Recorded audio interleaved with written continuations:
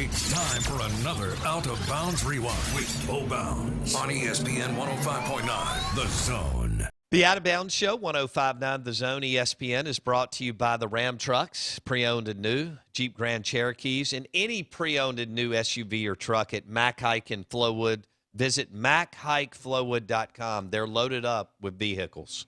Not a lot of dealerships are, unfortunately. But Mac Hike in Flowood, they are. Trucks, SUVs, MacHikeFlowood.com. We welcome in Steve Robertson, GenesPage.com, the Boneyard Podcast. All right, Steve, walk us through what is the latest now that Chad Bumphis and Mike Leach, for whatever reason, couldn't get on the same page on the inside wide receivers position. It looks like it's Drew Hollingshead.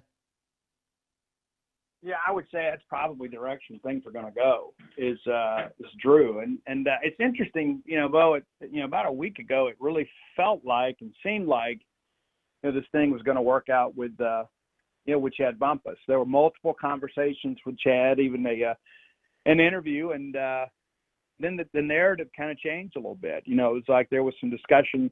He was kind of felt out, well, how would he feel about coaching, running backs at Mississippi State? And then things kind of fell apart from there. It didn't really advance. There was never I guess you could say, a formal offer.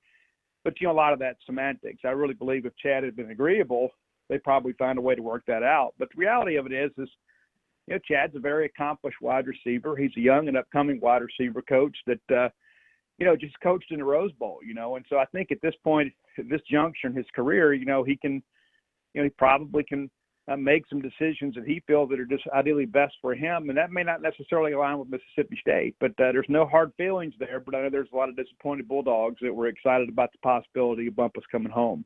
Don't miss one moment of the Out of Bounds Show with Bo Bounds. Weekdays, 7 a.m. till 10 a.m. on ESPN 105.9 The Zone.